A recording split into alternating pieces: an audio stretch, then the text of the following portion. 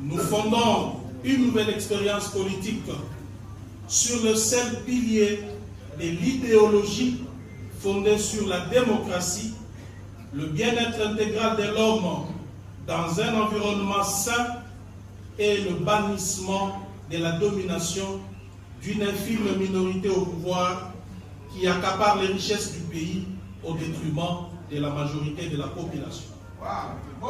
C'est une fondation basée sur l'idéologie et la justice sociale. C'est la rupture. C'est le combat pour l'instauration d'un nouveau système à visage social de la gauche. Que chacun les comprenne donc. Cette initiative est une déclaration de guerre à l'ordre ancien. Votre présence ici n'est pas un acte de courtoisie, c'est un engagement. C'est le signal que vous comprenez la gravité de l'instant et que vous êtes prêts à accompagner cette révolution qui s'annonce. Aujourd'hui, la coalition de la gauche congolaise fait son apparition. Non pas dans les tumultes préélectoraux habituels, mais dans un temps résolument non suspect. Nous ne sommes pas une énième plateforme dictée par des ambitions personnelles ou des calculs politiciens à court terme.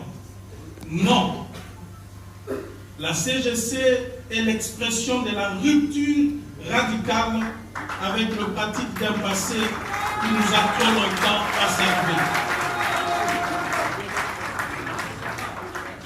La République démocratique du Congo, un vaste territoire de 2 345 000 km², regorge de ressources naturelles incommensurables. Avec plus de 80 millions de terres arables, elle se positionne comme le deuxième pays au monde en termes de terres cultivables, juste après le Brésil. Peuplée de plus de 100 millions d'habitants, dont près de 60 millions de jeunes, elle est souvent qualifiée de véritable scandale géologique et de poumon du monde. En dépit de ses atouts considérables, et après 65 ans d'existence, la République démocratique du Congo n'a jamais réussi à garantir le bien-être de sa population. Le pays se montre incapable de défendre son territoire, de sécuriser ses citoyens, de les nourrir, de les loger convenablement, de les éduquer, de leur administrer la justice ou encore de protéger son environnement. La raison évidente de cet échec réside dans un système de confiscation du pouvoir du peuple, d'oppression et de prédation. Ces systèmes mis en place dès 1960 par une élite motivée par l'enrichissement personnel s'est enraciné au fil des décennies sous les régimes successifs atteignant aujourd'hui son paroxysme. En effet, depuis son indépendance, la République démocratique du Congo a été maintenue dans une instabilité multiforme et permanente causée ou entretenue par sa minuscule élite politique. Depuis son indépendance, la République démocratique du Congo a été plongée dans un cycle interrompu de crises profondes et multidimensionnelles. L'ambition nationale a été systématiquement sapée par un système de gouvernance prédateur, un modèle érigé dès les premières heures de la souveraineté et scrupuleusement suivi par tous les régimes qui se sont succédés. Ces systèmes dont les mécanismes n'ont cessé de desservir le peuple congolais a permis à une élite de s'enrichir au détriment de la nation tout entière. Les premières années furent marquées par des mutineries et des conflits internes violents, culminant dans l'assassinat tragique de Patrice Emery Lumumba. Les sécessions du Katanga et du Sud Kasaï, aggravées par une ingérence étrangère récurrente, ont déchiré les tissus nationaux, laissant une économie à l'agonie. Loin d'être de simples tensions, les divisions ethniques ont été sciemment instrumentalisées par ces systèmes, exacerbant les fractures pour servir des intérêts égoïstes. Cette période a sémé les graines d'une frustration populaire grandissante face à l'absence criante des visions politiques, préparant les terrains pour l'enracinement de ces systèmes défaillants qui, malgré les changements des dirigeants, n'ont jamais été remis en question. Les décennies suivantes ont vu l'approfondissement d'une autocratie grandissante et d'une corruption systémique. Malgré les tentatives de façade pour créer une illusion de grandeur nationale, ces efforts n'étaient qu'un écran de fumée masquant la réalité d'un système toujours plus enraciné, un système que chaque nouveau pouvoir s'est empressé d'adopter et de renforcer. Des politiques économiques désastreuses, telles que la zarianisation, ont conduit à une catastrophe économique retentissante, dont les conséquences se font encore sentir aujourd'hui. Pour masquer ces échecs et maintenir un pouvoir absolu, ce système a exercé une répression sanglante, caractérisée par des purges systématiques de toute opposition et des violences massives et barbares des droits de l'homme.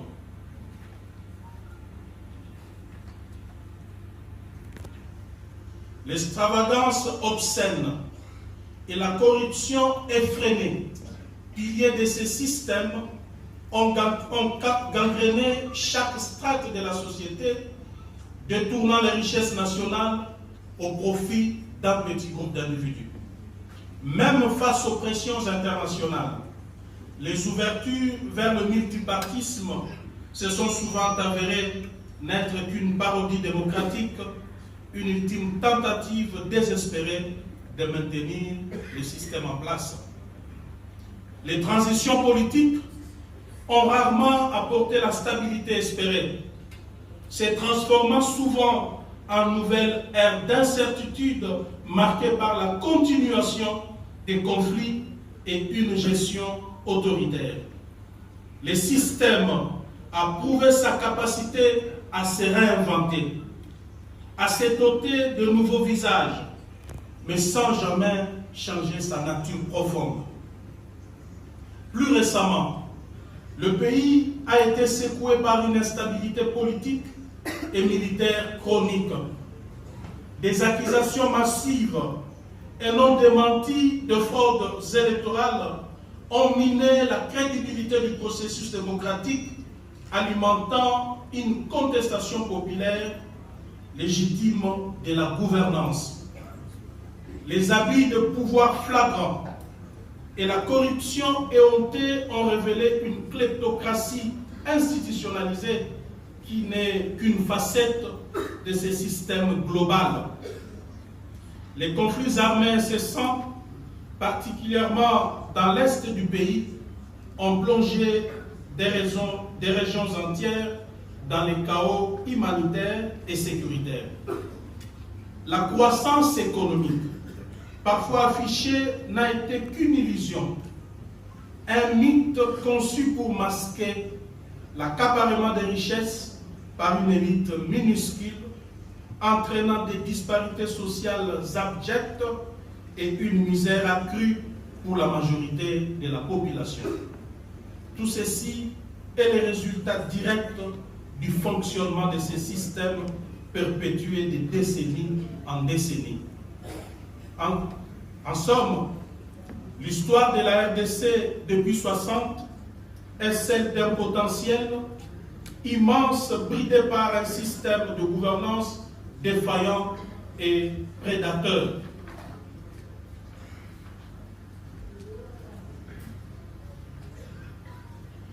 Les caractéristiques principales des méfaits ont persisté, prouvant la résilience de ces systèmes. Instabilité politique chronique, corruption endémique, violation des droits humains, instrumentalisation des divisions et un échec persistant à traduire les richesses naturelles en bien-être pour la population. Ce triste héritage continue de peser lourdement sur le présent. Malgré les aspirations initiales à rompre avec le passé, le régime Tshisekedi, loin d'en découdre avec les systèmes préexistants, s'est accommodé de ses rouages, se positionnant ainsi davantage comme son héritier que comme son fossoyeur. Nous avions tenté, au péril de notre vie et de notre liberté, de transformer ces systèmes de l'intérieur. Cependant, nous nous sommes heurtés à une résistance farouche de ces systèmes, incapables de se départir des antivaleurs qui les caractérisent. Face à cette réalité implacable, la solution se conjugue en un seul mot: la rupture.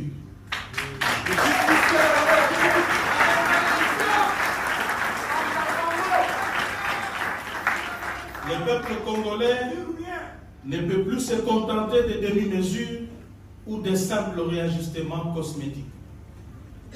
C'est pour répondre à cet impératif catégorique et salvateur des ruptures avec ces systèmes d'oppression et pour satisfaire aux besoins d'un système nouveau fondé sur des valeurs essentielles telles que la place prépondérante des hommes et des femmes congolaises au cœur du système, la démocratie, la justice sociale, la répartition équitable des richesses du pays, le travail pour tous, l'égalité et la protection de l'environnement, que nous nous sommes rapprochés pour créer la coalition de la gauche congolaise.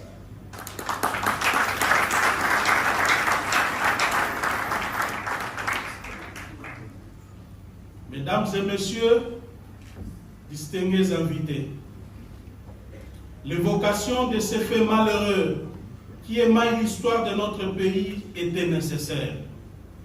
Car, comme l'affirme le professeur Alfred Glosser, je cite, « Décrire les réalités humaines, essayer de les comprendre, c'est peut-être aider à la fois ceux qui exercent le pouvoir et ceux qui leur confient à mieux appréhender ces réalités. C'est aussi concourir, sans sortir de son rôle, à donner toute sa dimension à la politique. »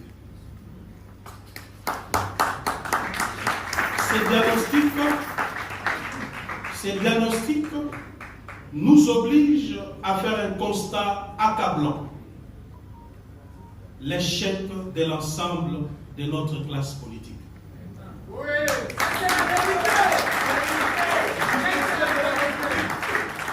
Trop souvent, ces acteurs politiques sont corruptibles ou corrompus,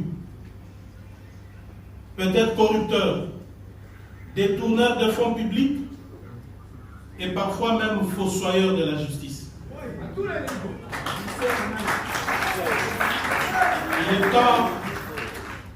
Il est temps de s'arrêter et de déclarer « ça suffit ».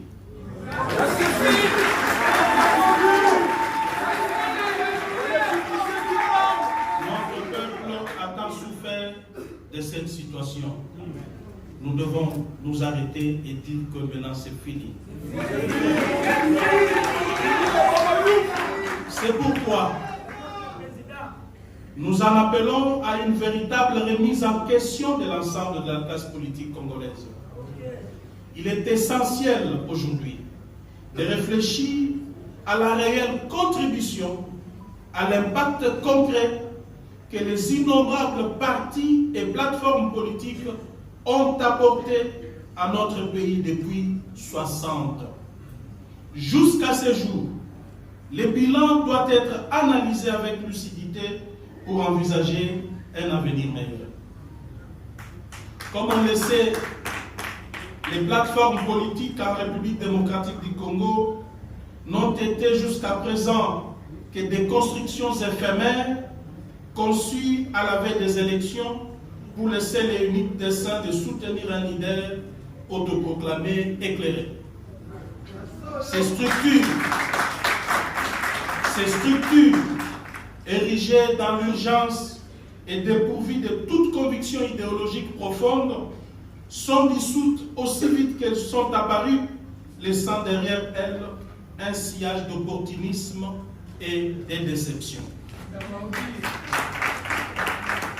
Elles incarnent, ces structures politiques incarnent la faillite d'une classe politique incapable de s'élever au-dessus des ambitions personnelles et des calculs électoralistes. Fort de ce diagnostic, basé sur l'expérience dans notre pays, la CGC n'est pas une énième plateforme politique dictée par des ambitions personnelles ou des calculs politiciens à court terme venus s'ajouter aux centaines existantes. Non, elle est plutôt l'expression de la rupture radicale avec les pratiques d'un passé qui nous a trop longtemps asservis. Nous naissons des profondeurs de la société congolaise.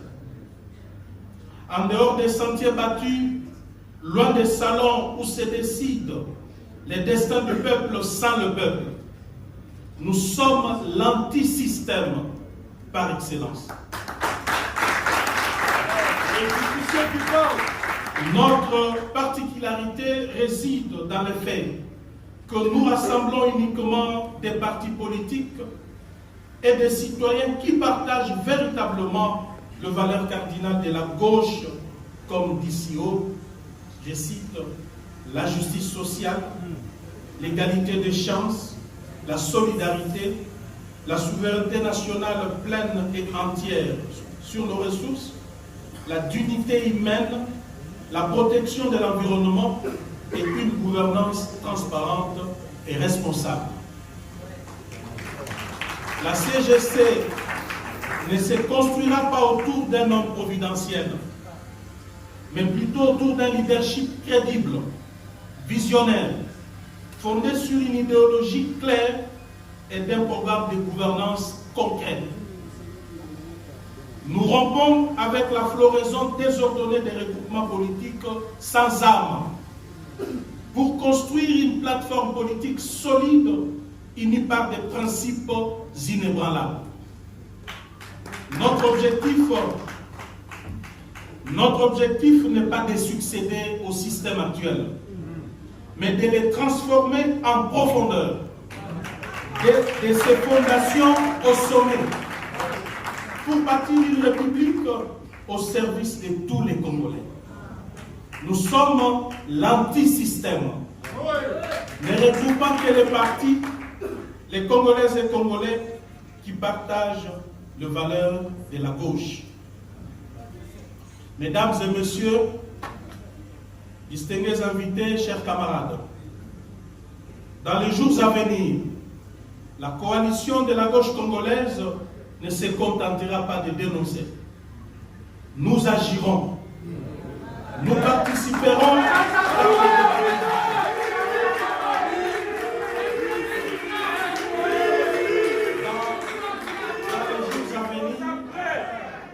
la coalition de la gauche congolaise ne se contentera pas de dénoncer. Nous agirons.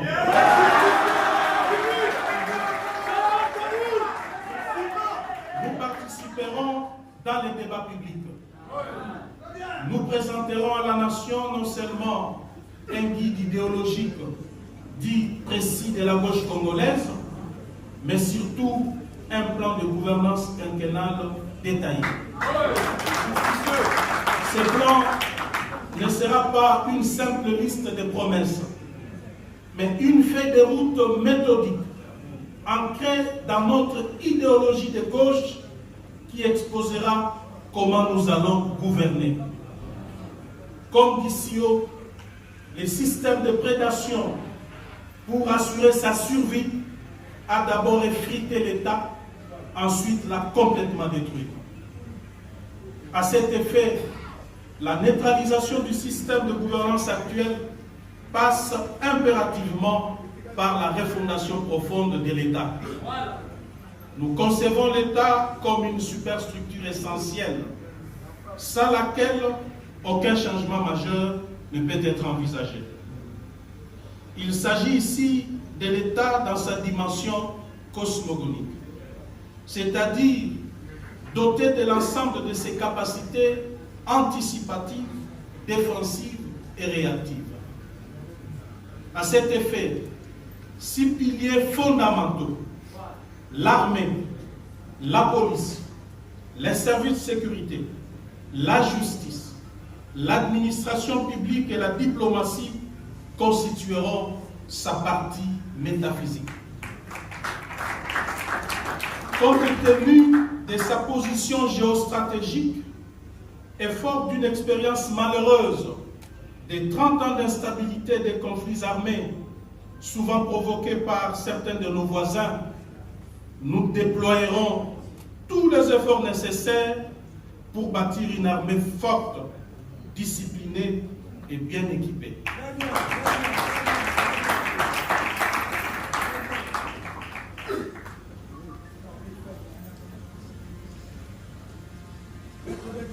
À l'horizon 10 ans, nous ambitionnons doter la RDC d'une force armée comprenant entre 500 à 750 000 hommes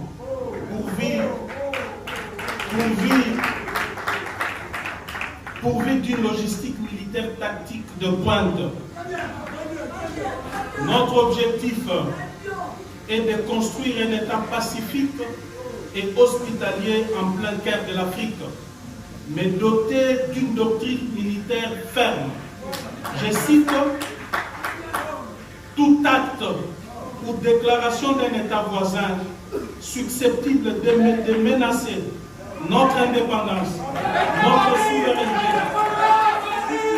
ou la paix et la sécurité de notre peuple sera considéré comme une déclaration de guerre.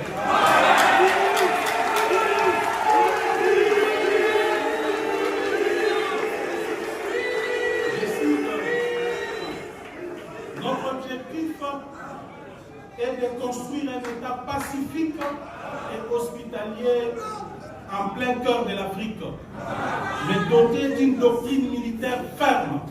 Je cite: tout acte ou déclaration d'un État voisin susceptible de menacer notre indépendance, notre souveraineté ou la paix et la sécurité de notre peuple sera considéré comme une déclaration de guerre.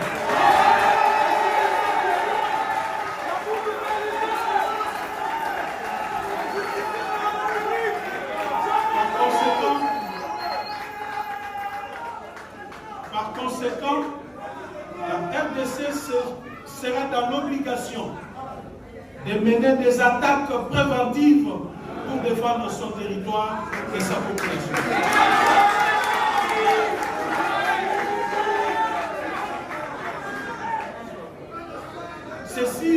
Ceci voudrait dire que pour des raisons existentielles, la guerre ne sera pas une option, mais une obligation sacrée.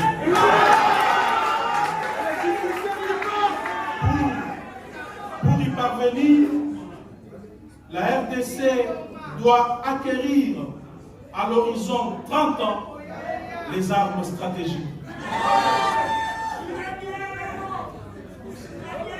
Mesdames et messieurs, distingués invités, chers camarades, chaque aspect de la vie de notre nation sera abordé avec des propositions claires et des méthodes éprouvées. Sur le plan de la justice, nous allons restaurer l'autorité de l'État sur l'ensemble du territoire en appliquant de manière stricte, sévère et rigoureuse les lois de la République, sans exception ni favoritisme. Nous veillerons à ce que la justice soit réellement indépendante et ne soit pas biaisée en faveur des riches face aux pauvres, ni à l'avantage de la majorité au pouvoir contre ses opposants. La justice à double vitesse n'aura plus sa place.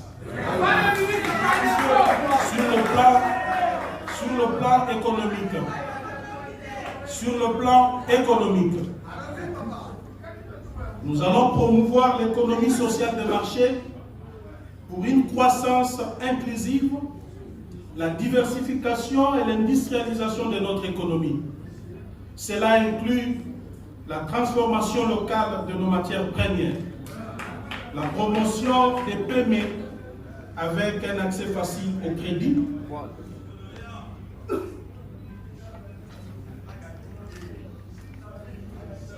pour ainsi faciliter les investissements des partenaires étrangers respectueux des lois de la République. Distingués invités, chers camarades, tant que la classe politique en général et les gouvernants en particulier ne se poseront pas la question suivante: que faisons-nous de nos ressources minières? Tant que l'homme politique congolais ne se posera pas cette question, si nos minerais ne sont destinés qu'à être vendus à l'état brut, permettant aux dirigeants de s'en partager le prix, de les blanchir dans des paradis fiscaux ou encore d'investir dans des projets immobiliers à Dubaï et ailleurs, alors le Congo est malparti. Pour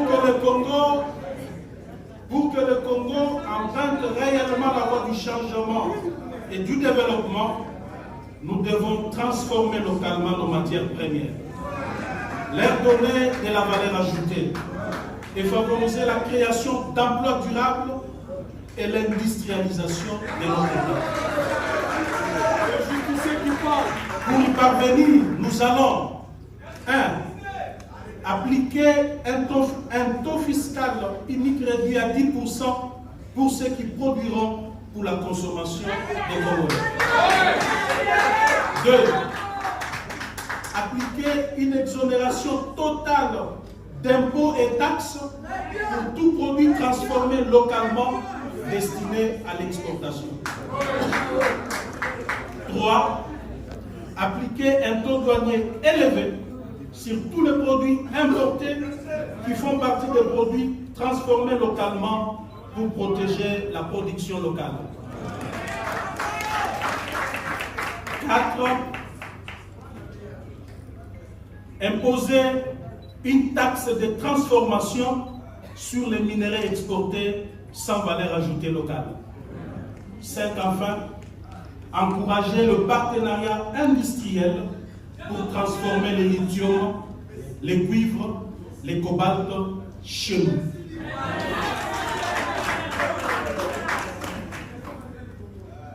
Nous mettrons en place 3 réformes majeures pour bâtir une économie digne et souveraine. Premièrement, nous imposerons la budgétisation zéro. Ceci voudrait dire que chaque franc public dépensé devra être mérité.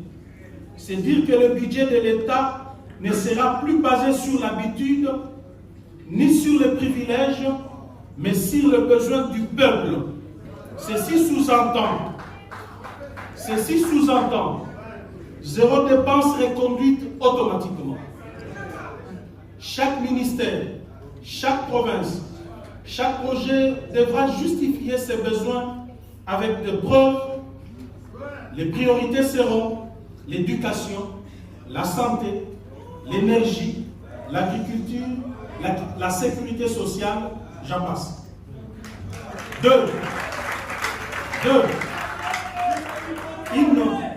Une fiscalité juste, simple et numérique pour relancer la production.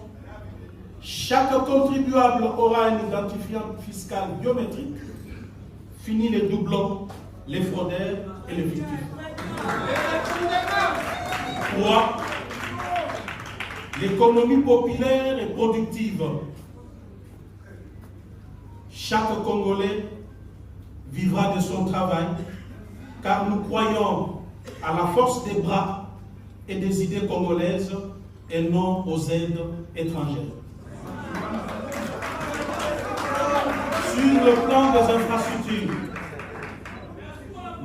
nous visons un développement équitable qui connecte nos provinces, facilite les commerces et garantit l'accès aux services essentiels.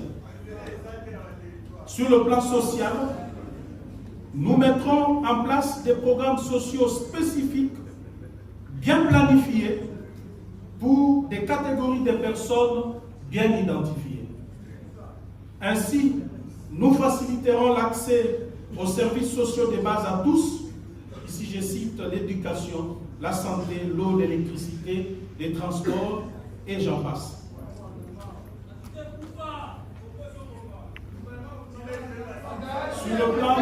Sur le plan diplomatique, nous allons mener une politique étrangère souveraine, respectueuse de nos intérêts nationaux et œuvrant activement pour la paix et la coopération régionale. Sur le plan de l'environnement, nous assurerons une gestion durable de nos ressources naturelles, faire face aux défis climatiques et préserver notre biodiversité. Sur le plan de l'administration, nous allons procéder à l'organisation du recensement général de la population et du patrimoine, tant des personnes physiques que morales privées, ainsi qu'à l'audit du patrimoine public et privé de l'État. Enfin, de constituer un fichier national intégré au service du développement et de la sécurité nationale.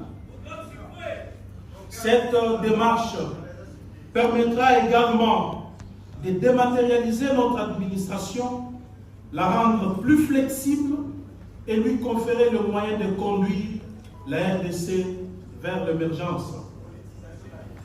Ce plan de gouvernance sera le reflet de notre engagement à répondre à toutes les questions de société sous le prisme de l'idéologie de la gauche.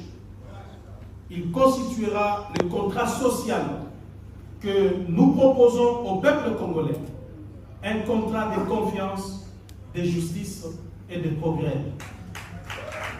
Mesdames et messieurs, distingués invités, chers camarades, comme vous le savez, la partie orientale de notre pays est actuellement en proie à la guerre nous imposée par un État voisin, le Rwanda. Membre de l'ONU, de l'Union africaine et des organisations sous-régionales. Cet acte n'est ni moins ni plus une agression. Défini par la Charte des Nations Unies à son article 39 comme acte perturbateur de la paix et la sécurité internationale, ainsi que d'autres instruments juridiques internationaux. Face à cette situation humiliante qui menace notre existence en tant qu'État-nation, on aurait voulu voir le pouvoir en place agir avec fermeté face à ces petits pays qui ne fait que verser le sang des Congolais, et c'est là, conformément à l'article 51 de la Charte des Nations Unies, qui encourage les États à user de leurs droits naturels de légitime défense lorsqu'ils font l'objet d'une agression armée. Ce n'est pas la force du Rwanda qui nous a servi. Ce n'est pas parce que le Rwanda est fort, mais bien les systèmes de prédation érigés en RDC qui nous a rendus faibles.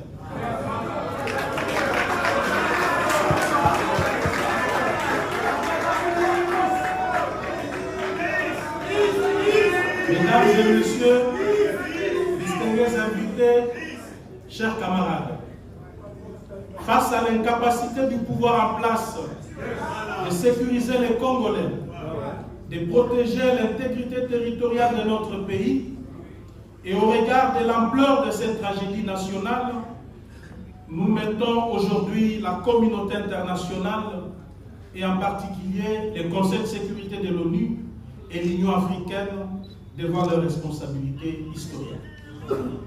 Ces organisations internationales ne peuvent rester passives face à l'occupation avérée d'une partie de notre territoire par une armée étrangère et face au discours séparatiste visant des résultats incalculables, conçus pour paver la voie à la balkanisation de notre chère nation.